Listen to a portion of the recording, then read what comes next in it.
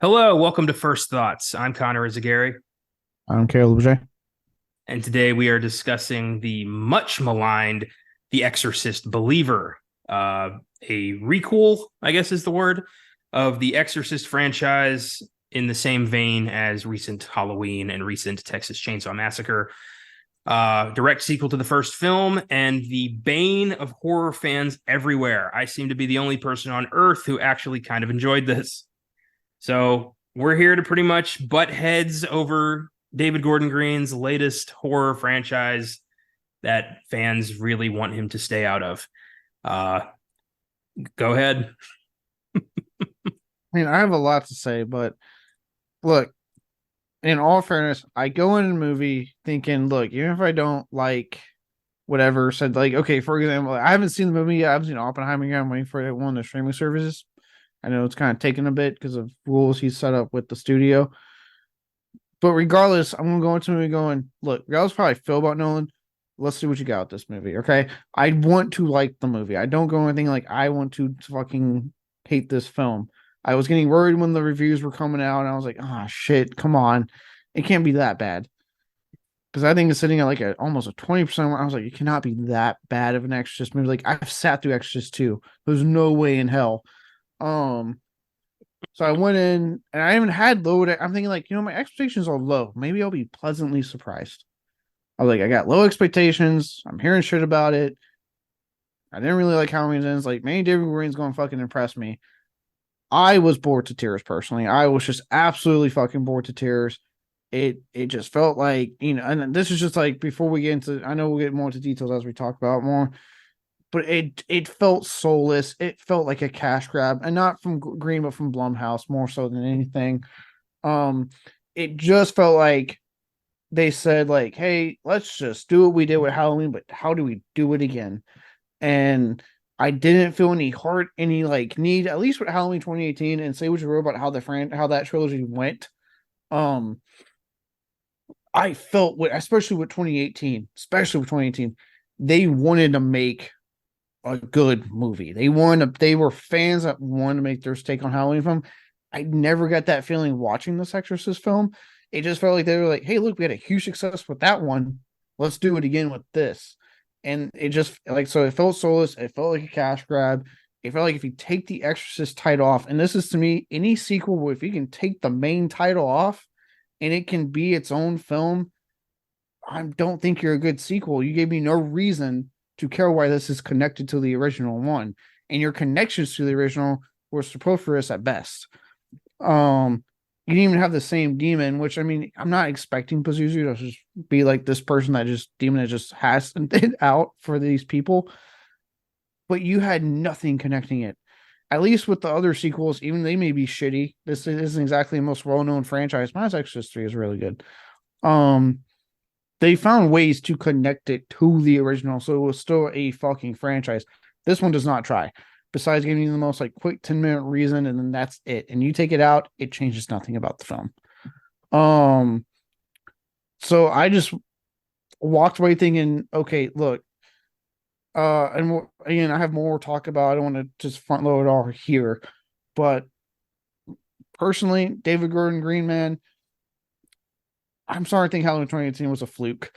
Um, like, look, and I'll say it like this: I really enjoyed 2018 Halloween. I actually am one of the few that like kills, even though I do have a lot of issues with it. Like the Evil Dies Tonight thing does kind of get overdone. Um, I don't like ends at all. So I'm trying to think he had a fluke, and it's like, look, man, you had great indie dramas with like Joe. If anyone hasn't seen Joe, great Nicolas Cage film that doesn't get talked about enough. Um, Pineapple Express is a great, like, go back to Stone Comics, go back to drama. It's just, or look, stop doing legacy sequels. If he wants, I'm not taking away his horror cred. I know he talks about being a horror fan all the time, but for the love of God, just make your own horror film at this point. Like, stop trying to do these legacy sequels, please. Yeah, I knew this was going to be divisive. Reviews were not kind. Currently, this is sitting at a 22% critic score on Rotten Tomatoes, 58% audience score. The critics' consensus reads: The Exorcist believer earns points for trying to take the franchise back to its terrifying roots, but a lack of new ideas and scares makes this an inauspicious start to a planned new trilogy. It has grossed $45 million on a $30 million budget and is about to be obliterated by Taylor Swift's tour movie.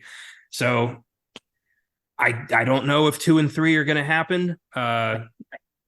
It's tough to say because for those who don't, I know since we don't really do production history on this one on the show as much.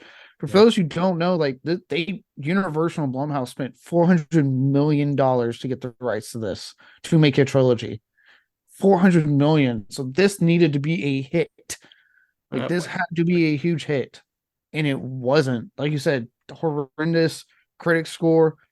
I would at least say so audience. Obviously, audience are a little bit more receptive to it, but still 58. That's that's like so for a lot. A lot of people. That's a lot of people going. It's fine, and then not thinking about it when they leave. That's the type of score that is basically. It's weird that they would bet so heavily on this franchise. I mean, Halloween makes sense. That's got longevity. Michael Myers is an iconic, pop culture character. The Exorcist is a terrible franchise, and that's not a good investment. That's what I've always, and I've said the same thing, Liam. I'm like, Halloween, people forget. Yes, the first one's iconic. It's a staple. It is huge. The franchise itself for Halloween is big. There's tons of people that will sit there and debate what's their favorite sequel, what's their lead. Like the franchise itself is huge. Yeah. So it makes sense to be like, how can we bring it back? Like you said, Mike Myers is an icon of the genre. The Exorcist is a influential, game-changing, iconic, classic horror film. Nothing else after that. Even The Exorcist 3, which a lot of fans stand by, myself. I know you, me, I believe Austin and Josh as well, all stand, and most horror fans will tell you, great film, but outside of horror fans, you don't have a lot of people defending Exorcist 3 even. It reminds me a lot of Jaws. Like Jaws, amazing movie, fantastic, created the summer blockbuster, endlessly rewatchable, wonderful movie. An argument could be made for 2 being a decent film. 3 and 4 are dog shit. And I would label Jaws a bad franchise as well. Yeah. There's only so many ways you can do big shark attacks coastal town. Like there's only so many ways you can do demonic possessed child. Yeah. It's unfortunate, it's nobody's fault. It's just it ran out of steam really quickly because it's a one and done kind of story. It really is. And like for me, I mentioned this when I was talking about this with Josh when we went to go see it. Because for me personally, I wasn't even sold with the trailers. I don't know about you. I wasn't sold with the trailers. I fell in love with the music. I get baited really easily with a good trailer. I'm aware of that. It's a problem.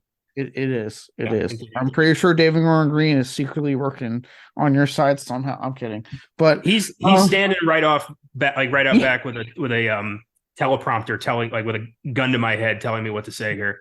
Yeah. Oh, he's like my movie. I enjoyed it very much. Insert applause here. I promise. But I wasn't sold on the trailer, like, getting into this film. And I made the comment, I'm like, people seem to forget, like, and actually it applies to Charles as well, as we've seen with shock films since. The Exorcist, one of the reasons it worked was, and I'm not saying it was the only possession film. Obviously, we had Rosemary's Baby. I believe The Omen was after. Yes. Exorcist, yes. We had the occasional film here and there. Nothing like The Exorcist when it first came out. Nothing that shocking. Nothing that went out there. I mean, some of the lines of dialogue. Again, another thing I didn't like about this one, the times it went for it was to quote lines from the original. And I just rolled my eyes. I'm like, okay, so you're not even going to go for it unless you're quoting the original. Oh, bravo. Good script writing. But nothing like it. And it was such a game changer that when I saw the trailer for the cinema, I went, it looks like every other exorcism film we've had since The Exorcist. There's nothing about this that looks different. Nothing that tells me, oh, this is not just any exorcism film. This is The Exorcist. And that's why I didn't like being personally, I didn't get excited when I heard the music play. Cause I'm like, this is a bait. This is them trying to say, like, look, but we got the music. Exorcist film. Huh? Ah, I get it. I get it. I understand the uh lack of excitement from fans. It is we're at a time in Hollywood, like we've talked about it a lot this year with all the blockbusters we've talked about, all the failures, where there's no more guarantees on IP, and something like this is pretty much just designed to sell tickets. There's nothing else. Like, this is not going to be anybody's like passion project or masterpiece. This is essentially like, yeah, I'm going to do this new Exorcist movie and then I'm going to do something else. Mm-hmm. There is a lot of that. I just felt for what it wasn't the train wreck that everyone said it was. I liked it. I enjoyed the characters. I liked the story. I liked the whole like religions of all kind coming together to stop evil. I thought that was a cool idea. It could have been executed better, but I liked the idea. I will say if it was executed better, I would have liked it. It was a lot of telling me. And again, something I've noticed David Gordon Green has done progressively with each like film he's done within since he's kind of been like big in the horror genre, is that he's gone from being like real subtle with his stuff to like, I'm going to hit you on the head with my fucking metaphors. Like, you're going to know what I'm talking about. And I felt like he did that with this, with that. And that's why I would have been down for it. And it was a cool idea. Like, oh, get all the religions there. Okay, neat. But he just kept hitting me over the head with a hammer on it to the point where I was like, I get it, David Gordon Green. I don't need another fucking reminder. You really, really, really hated the evil dies tonight mantra, didn't you? Yeah. I was like, I get it. And also, no, it won't, because you got a third one you've already announced. Yeah, it was a little cheesy when Ellen Burstyn was like, it's not God, it's people. Like, yeah, that was like, a bit like, all right. Yeah. So that was my thing. Like, it was a neat idea. And that's the thing that killed me with this film. Is like, there was a neat, I'll give it credit. There was neat ideals there. It just executed horrendously, in my opinion. Just terribly. I will give you credit characterized for Leslie Odom Jr., and that's only because he got fucking time. I felt nothing for the Arrow characters because there was no time spent on them. Immediately when I realized that the two possessed chicks were friends, and the two families act like they've never borrowed to meet each other, I was like, wait, what? Wait, we got these two friends, but like the families haven't, like, I don't know. I'm not a parent, but I'm just saying, if my daughter's friends with someone, I'm going to meet their parents. At the very least. Well, it was once you found out like that. Well, Catherine and Angela. Yeah. Okay. Once Catherine's parents were revealed to be these Bible thumper, glory, hallelujah people, it's like, that's all you really need to know about them. And Angela's dad's an atheist because of what he's been through with his wife. So that's how they got away with like, yeah, we've never met you because he's not in the church and they only hang out with church. And for us, it's like, oh, that's really all we need to know about these people is they go to church. Yeah, but that's not enough to get me invested when you get two children being like possessed. You know what I mean? So she was always supposed to. Catherine was just like the other possessed girl. Angela is the one we're supposed to really focus on. Yes, but to me, that's failing at your movie. Yeah. You need to, because like, if you're going to sell this idea of they're both possessed, I want to care for both of them. Yes, you're right. I could buy that he probably doesn't hang out with her fucking parents because of Bible thumpers. But again, if your daughter is friends with someone, you're going to at least know their damn parents, who they are at the very least, and not be fucking surprised by like, who are you? Like, that's kind of weird. Like, know your daughter's fucking. I'm just saying, I would hope as a parent, like, when it comes to friends, at least know who the parent is. At least know. I'm not saying you gotta be friends with them. Fucking know them. And I for a film that was to me very oddly paced, right? Like, it had a first half of the film up to, I would say, until they get kidnapped, where it's spending a lot of character development. It's very deliberately paced, a little bit to its detriment, in my opinion, because I was starting to get bored. But at the same time, it's getting you invested in the characters, right? To then get to the part where they get found and it just fucking just starts going. We don't give a shit about characters anymore. All these people just are servicing the plot. That's it. It made it to where I didn't really give a shit come to exorcism in these two gores. Like you said, we obviously care about Angela. The film doesn't really try to do anything with Catherine. I'll give you that. I'll give you that. Before we get further into the Exorcist Believer, I do have a fun little personal project here. To prep for this, I watched all of the Exorcist movies. There's 6 of them in total, and there are, in my opinion, 3 good ones. You would say 2 good ones. 2. There's only 2. The ones based on the books, and that's it. Well, I decided to rank them worst to best, and Caleb's going to pretty much react to my decision here. And made faces in this podcast that has no video, and no one would know my reaction. I can see you doing that just to spite me because I liked this movie. Yeah, I can see you doing that.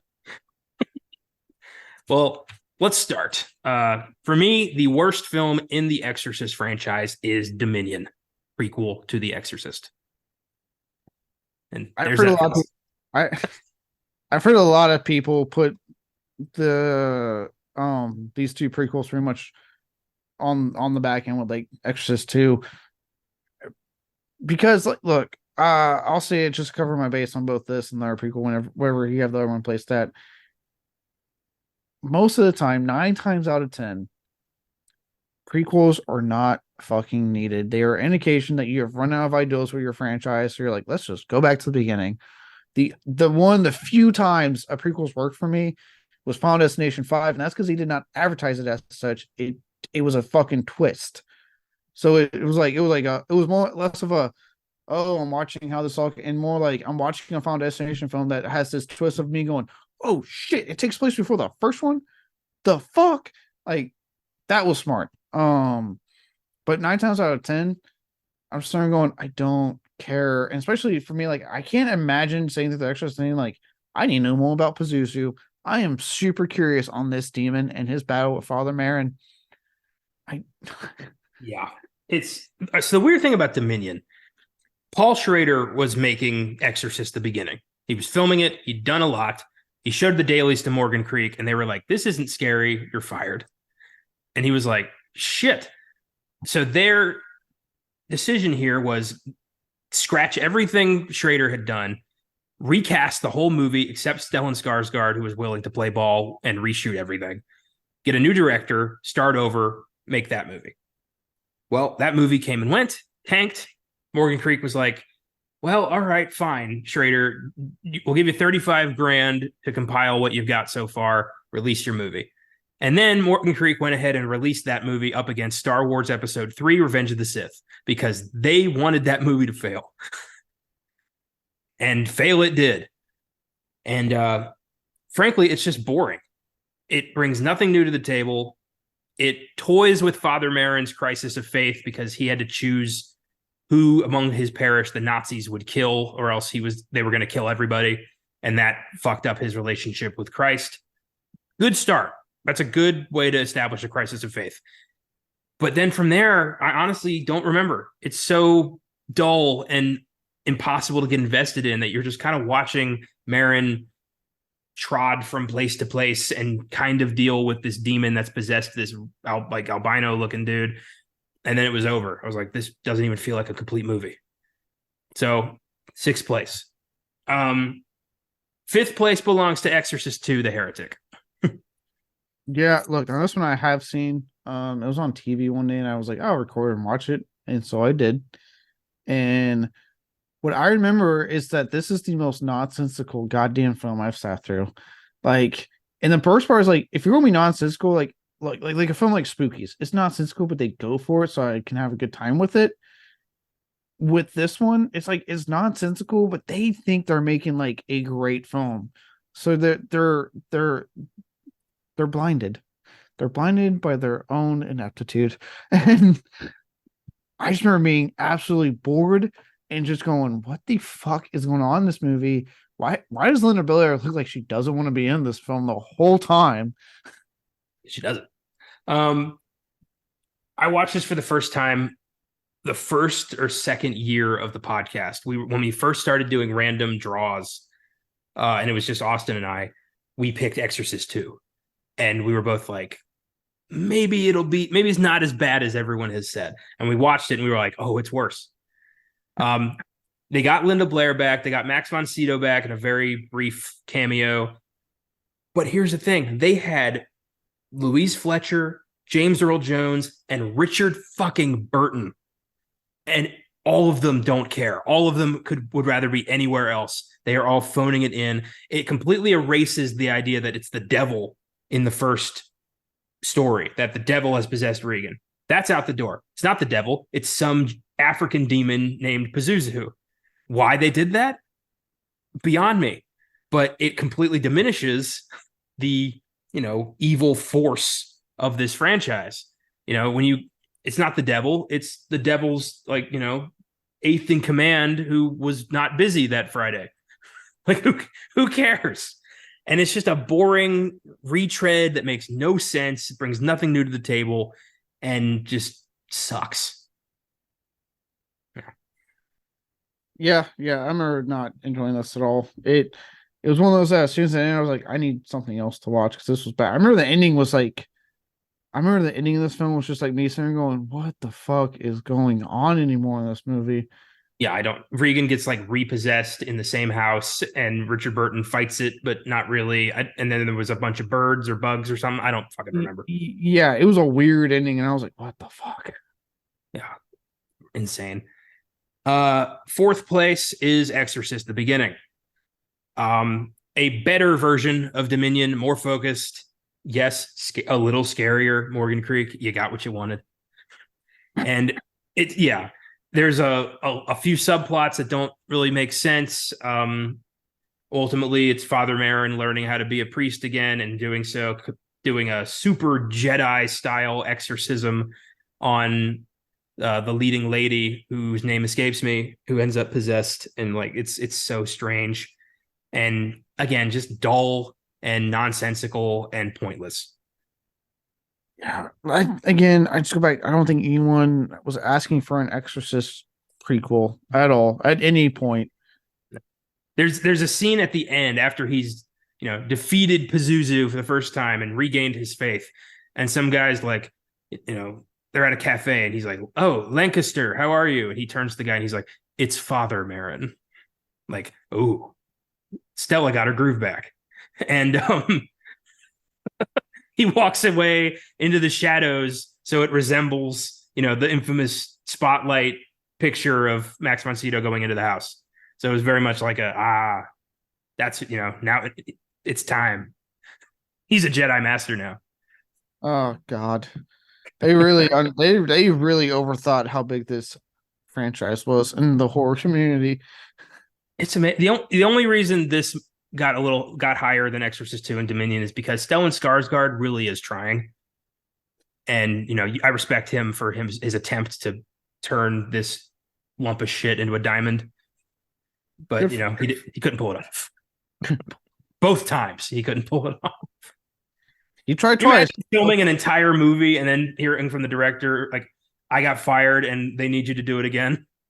Dude, you know what's crazy? There's so many cases of horror films having significantly different cut than their fucking what we got. Exorcist, famously Halloween 6, right? With his producer's cut, obviously Rob Zombie's fucking Halloween films with his director's cut on both of them compared to what got theatrical release. It happens a lot in horror where there's a 4 different film that they filmed compared to what we got.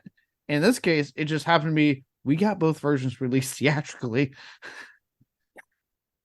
I feel bad for anyone who went and saw Exorcist the beginning and was like, oh, that's terrible, but it could have been so much better. And then hearing Dominion and you're like, oh my God, it's an opportunity to see this right. And then they go see that and they're like, that was even worse. Damn it. And I love the titles to both of them. Exorcist the beginning, and then I think the full title is Dominion prequel to The Exorcist, so people don't forget what the fuck this is for. It is very much yeah, like yeah, here, you see? Look at that. We Yeah, know. I want to know. Like, there was someone confused. There was like, wait a minute, didn't we get a prequel Exorcist film the year before? What the fuck is this? Dude, when I was a kid, I remember I heard about The Exorcist at the beginning because my parents went and saw it and fucking hated it. And I was still at that age where I was like, oh, it's probably super scary because I thought every horror movie was scary. And it turns out only like 10%. But it's not great odds. But then I was at Blockbuster and I saw a Dominion prequel to The Exorcist, and I thought, wait a minute, what? The beginning, and this is the same. What? I was so confused. I didn't have like Oh, I couldn't go on my phone and look it up. It was like 2004, so I had to like figure out like what is this? It took years for me to finally put that oh, together. same. I remember being a kid and seeing the commercials for like the beginning, going, huh. And like a year later, I was like, started doing the commercial runs, for Dominion. I remember being going, didn't I remember being like, wasn't there a prequel film really? I was like, what the fuck? Again, remember people, this was early 2000s, well before fucking iPhones and shit were a thing. So I'm still going, we had one family fucking computer. Yeah. Um, I would have had to go to the local library, look up recent Entertainment Weekly issues, and hope to God they had written something about this. yeah. So I'm still going, the fuck is what? And years later when I did research, I went, oh. And I was still like, this. Well, that's stupid. Why'd they do that? The Morgan world Creek. will never know. Yeah. All right. Number three, Exorcist the Believer. Yeah. It's better than those three. Can you at least give me that? I'll give you that much. Okay. It's the But third again, best Exorcist movie, but that's also like being the, third smartest idiot. It's not exactly a compliment. yeah, I was like, it's not the biggest compliment. But there are moments of this movie I like. I like the characters. I think the execution could have been better, but ultimately I didn't hate it. I enjoyed what I got. I knew this was not going to be The Exorcist. You're not gonna touch that. You just can't do it. Nobody can do it.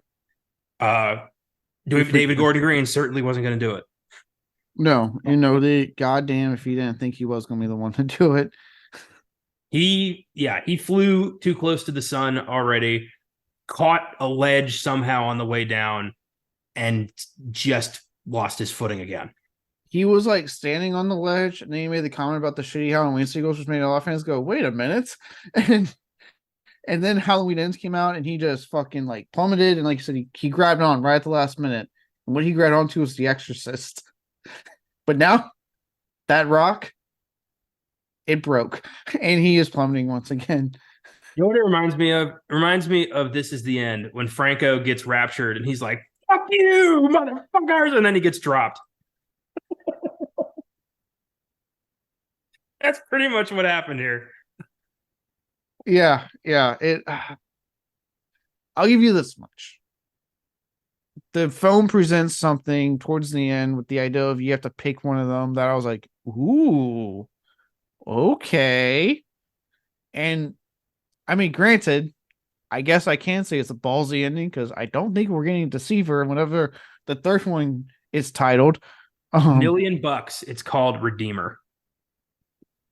I'm just going to move on with my life after hearing. God damn it! Because you think I'm right. You think I'm right. In 2027 or something, we're gonna regroup and we're gonna talk about this. If we even get this goddamn thing now. Even if it doesn't come out, I'm gonna his idea is gonna come out and he's like, yeah, I was toying with Redeemer for the third title. I'm gonna call you and be like, I knew it. I'm just before the sequels are in jeopardy of coming out now.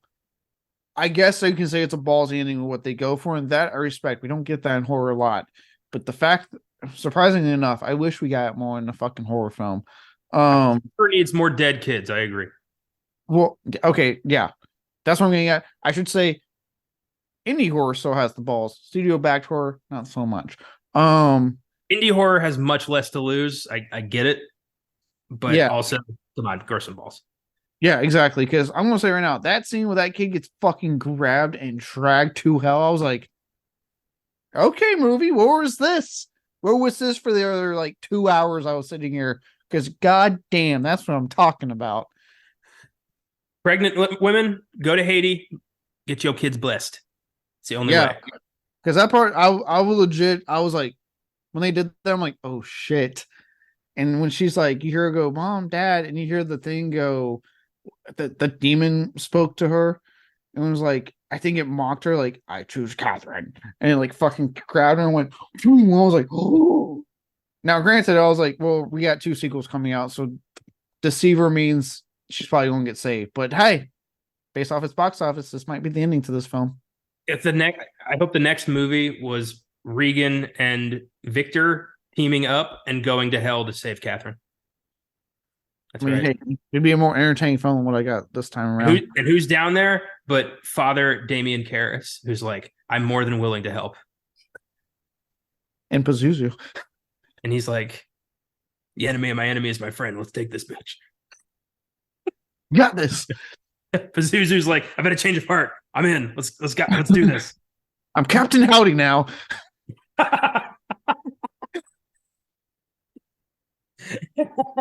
I say, yeah, 100%. Go for broke, make it the most outrageous shit ever, and you might win back some people. Probably because I got the feeling. Apparently, like you see Angela when you see Angela Smarter, that's the hint that the demon may not have actually left her. I guess that gets into the Deceiver title.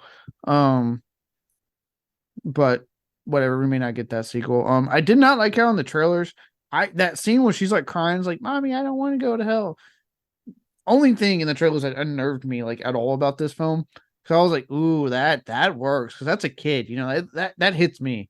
I mean, I might be, I might be a single no kid person, but like, still, like, I don't wish anything bad upon a child.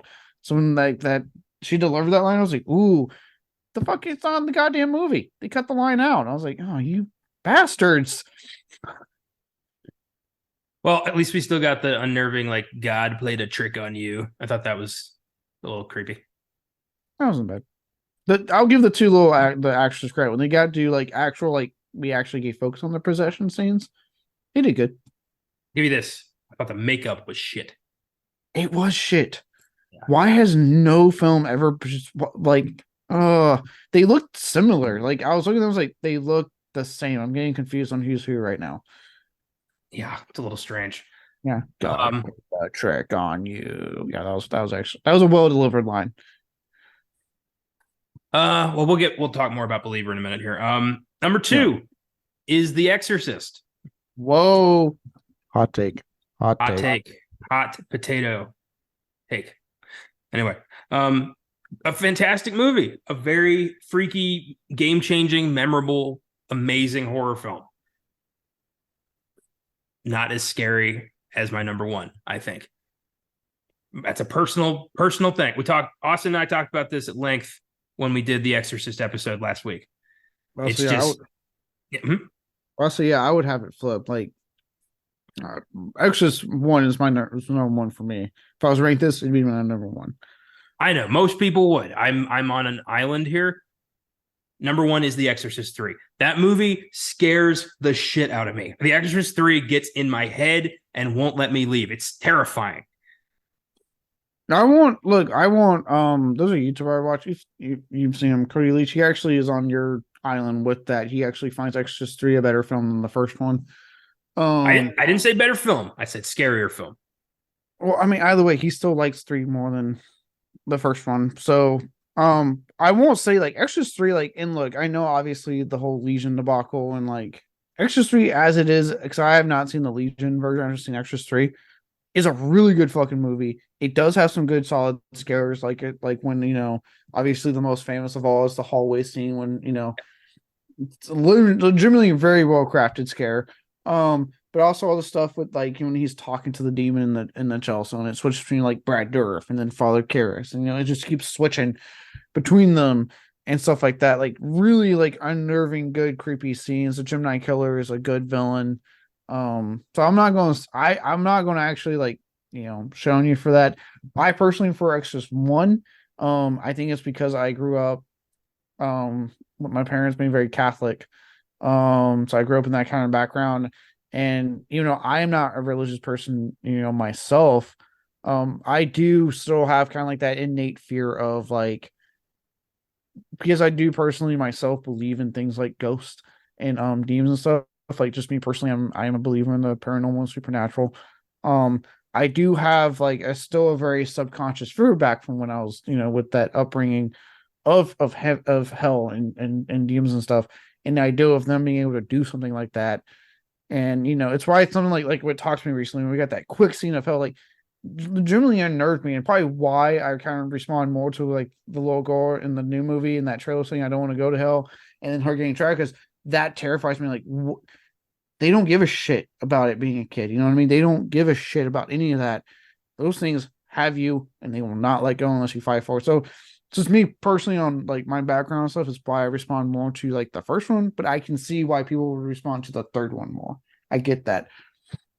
I get it too. I did not have a religious upbringing. I've never had any kind of faith or any kind of religious pressure or any of that. It's always just been, I was given the option from birth really to believe what I wanted, to choose my own belief system, my own core values. And I've always thought organized religion of all kinds is major league kooky. So I see this as pure fiction. There are certain instances in history that are hard to explain for me, but overall, I lean much more towards no fucking way. So I see The Exorcist as a very good movie, but not a like cautionary tale of don't play with a Ouija board or the devil's gonna destroy your entire life. I mean, you're not fucking playing it with an Ouija board around me. I will destroy you before you I still won't play with a Ouija board. I won't do that shit because I don't want to. If I'm wrong, I don't want to find out that way.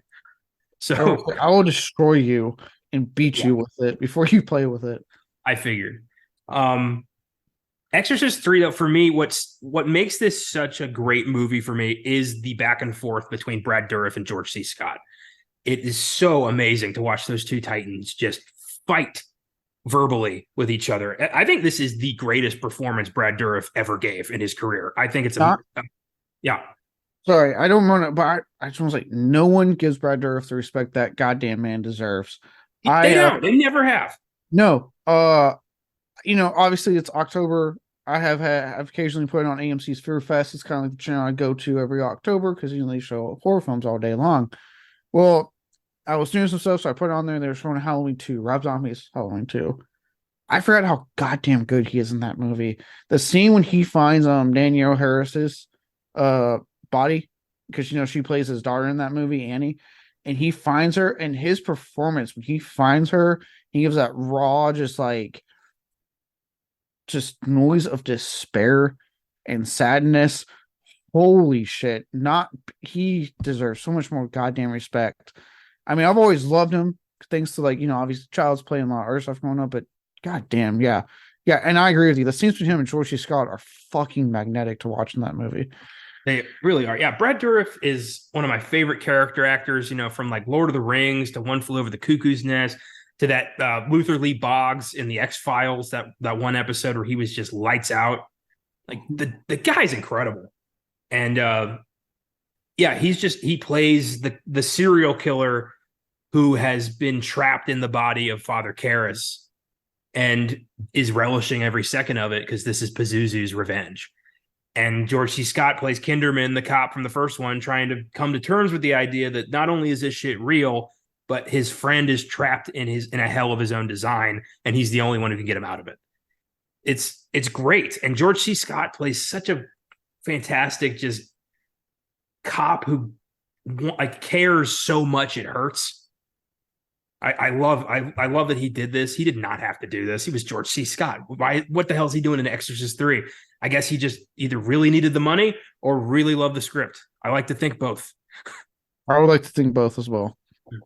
And it's just, yeah, it feels like the true sequel to The Exorcist. Like 1 and 3 is a double feature I do often. I'm never going back to 2. That movie can rot in hell. But yeah, 3 is, I think a lot of it's my upbringing as well. Like my parents love Exorcist 3. They think it's one of the scariest movies of all time. So I was raised with this kind of like respect for that film that has never gone away. So it's very much a personal choice. Yeah, and like that's what I say. Like to me, and I say about it, the best films in this franchise have been the ones based off the two novels by William Yeah. Peter Blatty, because Blatty understood these characters, and he even said a lot of like, and a lot of my issues with Believer as a sequel, in a way, you could look at Exorcist as like what the sequel to this film should have done. It brought back a returning character and the one you don't expect in a meaningful way to the story that you have to have them in the story for it to work and for it to be a fucking sequel. And it takes the themes instead of just like slap dashing it on there like a fucking thing of flex tape that Believer did. It took those themes and properly applied them. You know what I mean? It took that lost faith thing and then just be like, we have to do it because it's an Exorcist sequel. They have to have someone that loses their faith. They gave you a compelling reason with George C. Scott's character on it that worked just like it did in the first one. So you were like, okay, I'm in on this. I'm cool. And like you said, he's a very likable character to begin with. That you, just like with Father Karras in the first one, you're on that journey with him. Like, man, come on, dude, you gotta get on the program here. Like, you gotta do this. You gotta do it. You know, like you're in. You're locked in with them. And it's just, yeah, 1 and 3 have just like all the perfect, like, are just a perfect back to back film. They really are. It bums me out that 2 sucks so hard because I would love for there to be a trilogy here to enjoy, but you know, it doesn't work like that. And it looks like it's not going to work like that again. Yeah. Yeah. Damn shame. Well, I guess that takes us to Exorcist Believer.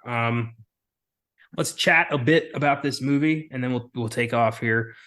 I enjoyed the performances. I thought Leslie Odom Jr. did a great job as just a broken father. I love how they kind of leave you in the dark about the terrible, terrible decision he has to make regarding his wife after the earthquake at the beginning. The doctors can only save his wife or his unborn child. And then later on, you know, we see him with his daughter. So we assume, well, he had to pick the child, but he picked his wife and they saved the kid anyway. And he's been a little resentful of that since she was born, which is so fucked. Yeah, and again, I agree with you. Leslie Odom Jr. was really good in this movie. He was really, really good. He's just good. And I've enjoyed everything I've seen him in. Well, so he's usually very reliable. So, and I was like, I remember when I do give them credit. That wasn't like sometimes, you know, they do that thing where they hide information and then they reveal and you're like, oh man, fuck you, movie. I legitimately was like, oh shit. Okay, you got me. Good job, movie. Like they got me because I really went through the whole movie going like, oh, we obviously picked his daughter. And then when they did that reveal, if anything, the only thing that made me mad about it was like, again, if you had spent more time with the possession portion of this film, like you could have played that up more, like started to lay the hint, like, hey, he may not have picked who you think he picked. So then when that reveal came, you were being like, oh shit. But again, I like how they kept you in the dark and that demon, whatever the fuck the demon was anyway, since it's not, you know, even a returning demon. At least Exorcist 3 could do that much for us. To be fair, we didn't know who the hell was possessing Regan in the first movie till Exorcist 2. True. But again, at least 3 brought it back, and 2 technically I at least tried to explain it. This one was like, nope, not going to do that. Well, maybe in Deceiver, we'll learn that this was like, you know, we'll probably never get. But Padudu or whatever, his brother. What is it? His like fucking mentally challenged brother, Padudu? Yeah, it's not good at this, but you know, it's trying. It's doing its best. It was take your mentally unfit demon brother to work day, and he got in over his head. But yeah, I did like that reveal of, God damn it. I did like that reveal of like, oh, he actually chose his wife. Because you're like, oh shit. One thing I wish they would have not kept in the dark so much was exactly what the ritual was they did. I know they kind of explained it more, but I wanted a little bit more of the ritual. Like, give me a little bit more. Show me some more of that. Well, it was, you know, Catholicism and voodoo and Protestantism. With the two gores. Yeah. That was just some, you know, opening the door to the afterlife shit.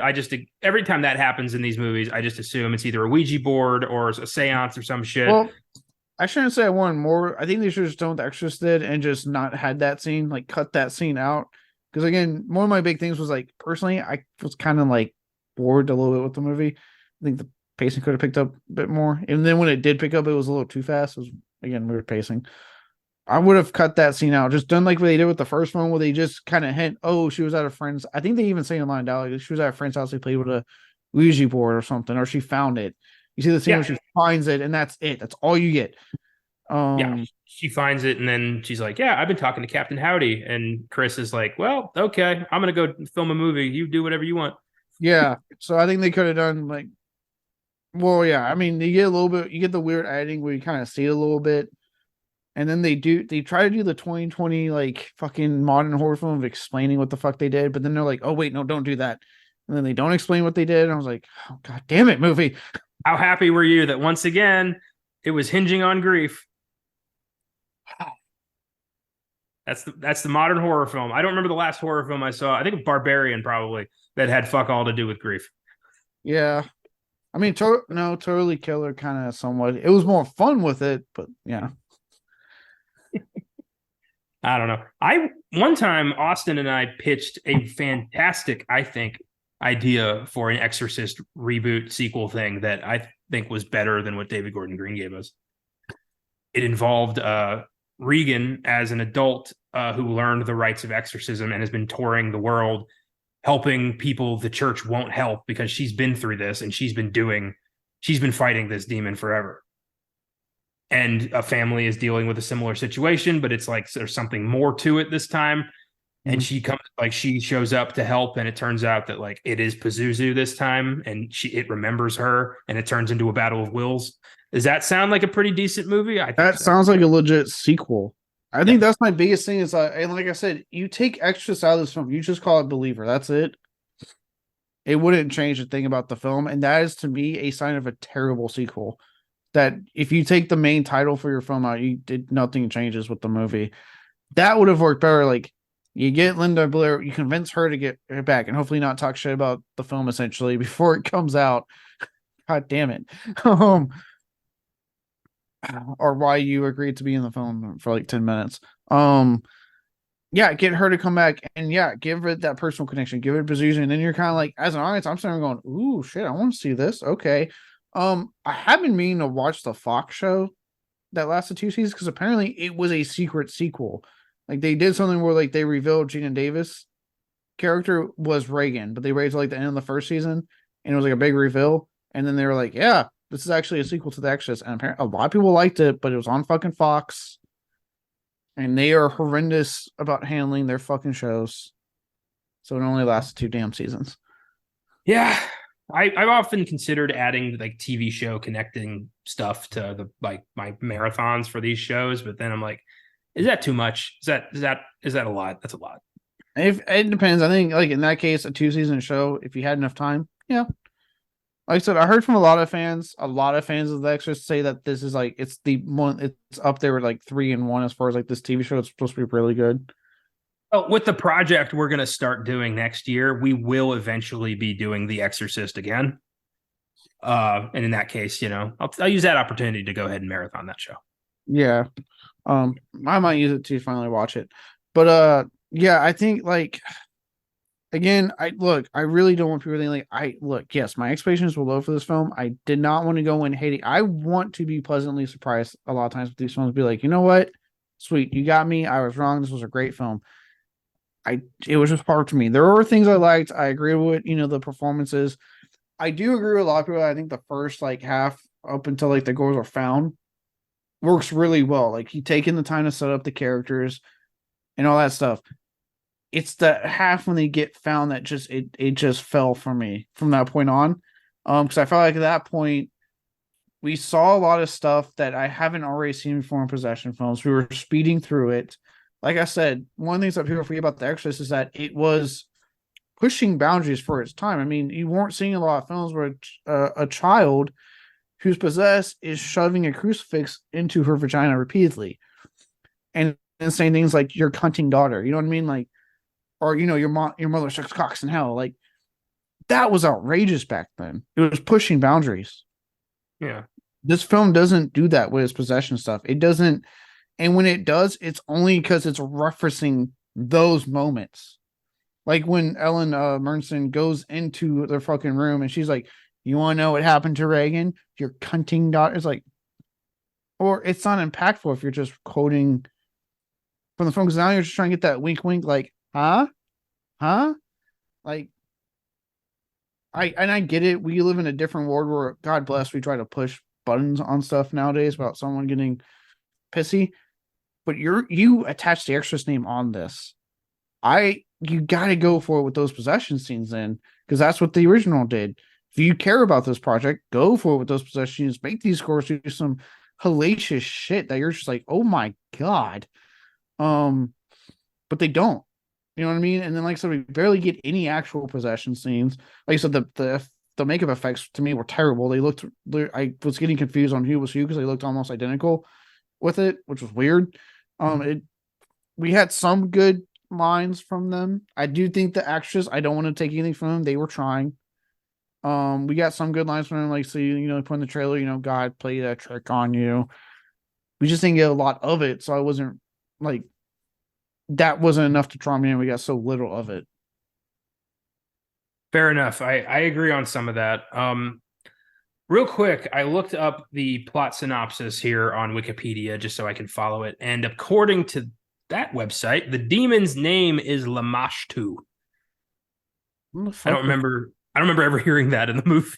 Yeah, I was like, when the fuck did that happen in the movie? I I don't know. This is also the only time in history that a Pentecostal preacher was a good guy. Yeah. Just anyway, all right. So you agree with some of my points. So you got some things that you don't agree with. Well, yeah. Slapping the Exorcist name on here does you do have expectations, but then again, none of the sequels really went as hard as the first movie did either. Like Exorcist 3 doesn't really have any moments where it's like, holy shit, this is, pushing the envelope here. It's just a good movie. So you don't need that. It is nice to have. No, you're right. You don't need it, but I think also with Exorcist 3, it was a good film that didn't need that stuff. At this point, I think at that point I was so out of the film. I was like, give me something at this point. Like you don't have me into. I'm not trying into your movie. Give me something. All right. That could have been just me being like, I need something, please. Just give me something. Let's talk Ellen Burstyn. So the character of Chris McNeil, I have always viewed as exceptionally worthless. In the first movie, she does nothing. She brings nothing to the table. She's just there to be freaked out that her daughter's in this situation. And then Max von Sydow and Jason Miller show up and, compel her with the power of Christ. And then we don't see her in part 2 because she's on a book deal tour or something. And then she's gone for the rest of the franchise, honestly. Yep. And it makes really no sense why she would be the one to show up and know the rites of exorcism and be able to do anything. Like if anybody, it should have been Reagan, who's like, I went through this. I can help you. Yeah. And what's crazy, and again, this is not me seeing like a gotcha moment on the film, but like the fact that, like, to me, they've really had to convince her to be back for this. Like, it wasn't like she read the script and went, you know what? I like it. Like, she turned down like 3 or 4 fucking offers. And then instead of just waiting to after the film release, did the classic, I call it DC movie marketing of going, yeah, I didn't want to be in this. They just donated my charity. Like, oh, God damn it.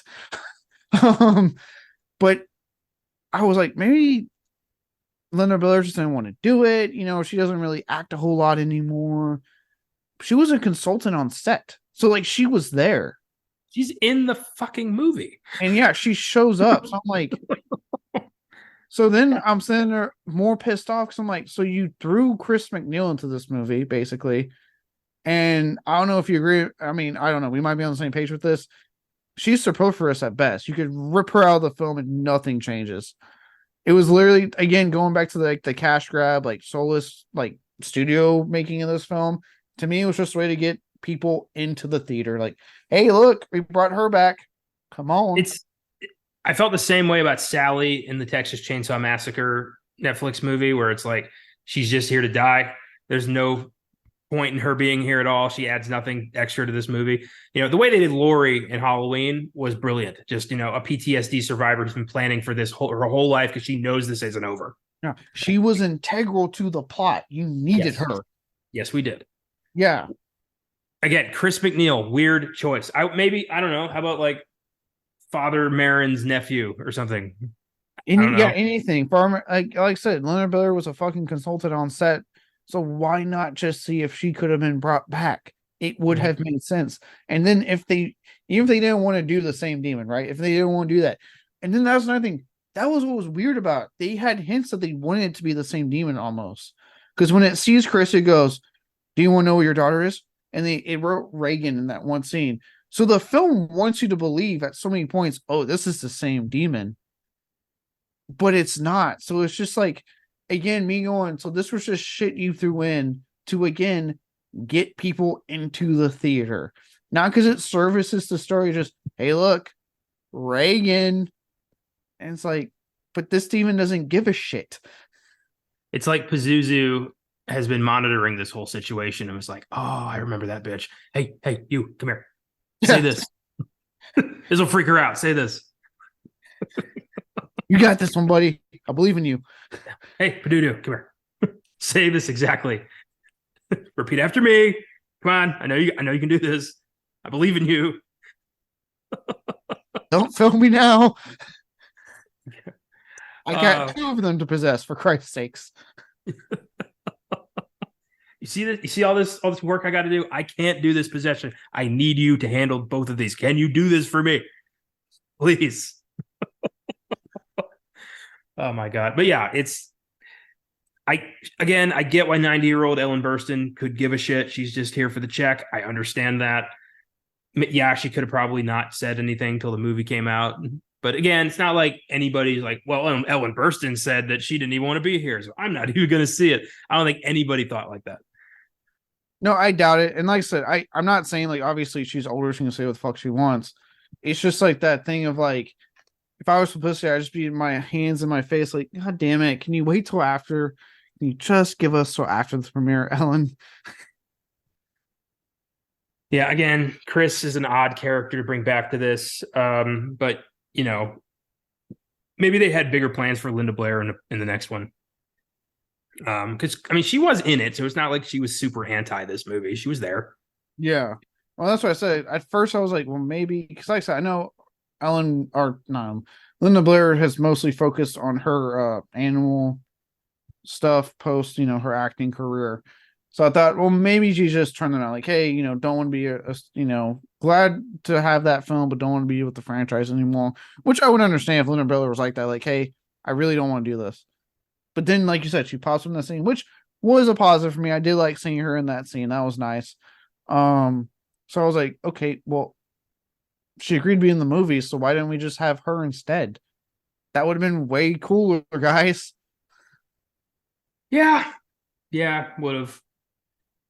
I'm trying to think of like a comparable situation. It's like instead of like they reboot Friday the 13th, and instead of like Pamela Voorhees being the killer, it's like one of the killer's like parents we never met before. Yeah. Instead of bringing like I don't know, like Adrian King or someone back to like, you guys want Kevin Bacon back in this movie? I'm like, I like him, but why is he coming back? Yeah, it's a strange choice, but it is what it is. I guess yeah, we're getting close to the hour here, so we're gonna wrap this up. But I liked it. I'll go to bat for it. It's an enjoyable movie compared to the other, to most of this franchise. Give it your, see it for yourself. Make your own decision on this. But I'm pretty much fighting the entire horror community here. So take that with a grain of salt. Yeah, I hated this movie. I found it dull, boring, soulless, cash grab. Look, David Green, I like prior to the like horror stuff. I like his stoner comedies. I like his indie dramas. I do like the first two Halloween films he did. But between this and Halloween's, like, look, you get the fuck out of horror finally and go back to what you're really good at, or just do your own. Just get away from legacy sequels, please, and just make your own original horror film, and let's see what you can do with that. And also, please stop being me over the head with your metaphors. That would be great. Show, don't tell me, for God's sakes. So I gave it a 1 star. This is easily going down as like one of my worst films I've sat through this year. Well, can't wait to talk about that again when we inevitably do our recap of the year. Well, next week is Taylor Swift the Eras tour. We're not going to do that. Hey. Woo! Yeah. I don't know when Taylor Swift became Queen of the World. I apparently missed that one. So she apparently has always been Queen of the World, and we just didn't know until now. I can't name any of her songs. I don't know. My sister liked her back when she did her country stuff before she like reinvented herself, apparently. I guess for pop stuff. I don't know. But she liked her early stuff, so I unfortunately know a lot of her early stuff because of it. I'm paying way more attention to AC/DC's surprise comeback concert in California that is getting a lot of traction, where they play a 2-hour and 15-minute show and broke out songs they hadn't played in 30 years. So that's music news everyone should be paying attention to. But are they Taylor Swift, apparently? No, have they sold? I'm assuming they've sold more than her. I hope to God they've sold more than her. For sure. I think just because they've been around longer, I think they have. Yeah, longevity. Back in Black is no slouch. Anyway, so no Tay-Tay movie. We may spotlight Shudder's recent VHS 85 release, or we might just take a week off and regroup with Killers of the Flower Moon. Sorry, Swifties. We're not fans. I am not sorry. I want to apologize for my taste in music. I have nothing against Taylor Swift. I wish her all the best in her musical career onward, but not my type of music. I'm not going to be magnanimous. I don't want to be. Well, I already spent a lot of hatred unleashed on one person. I can only unleash so much. If I know you've got reserved tanks, you'll be fine. Yeah, I still got like 2 more months to hopefully see who else pisses me off for the rest of the year. Well, I can't wait. It's not in the meantime. Hopefully, it shouldn't be Eli Roth, hopefully, with his Thanksgiving movie, which looks fantastic. I don't know what Eli Roth would have to do to piss you off. Like you idolize that guy. Yeah, because he's a great writer director. God damn it. Yeah. Well, we'll talk about that in November. Even when he tries to come at him for the dialogue in his first 3 films, that's how fucking fat bros talk back then. I'm not condoning it. I'm not endorsing it. It is unfortunately how fat bros especially talk back then. Just saying. Pancakes. That's a great fucking scene. Explain that shit. It's a weirdo kid that really liked pancakes. I don't want a weirdo pancake kid in my flesh-eating virus movie. Look, you're being way too picky about Pancake Kid. Oh my god. Pancake Mutato. We will discuss this in November when you have had time to calm down. I never have time to calm down. Take it easy. Give Exorcist the Believer a shot if you want to. No, let it crash and burn so I don't get these 2 sequels I don't want. Flip a coin, I guess. And we'll see you next time.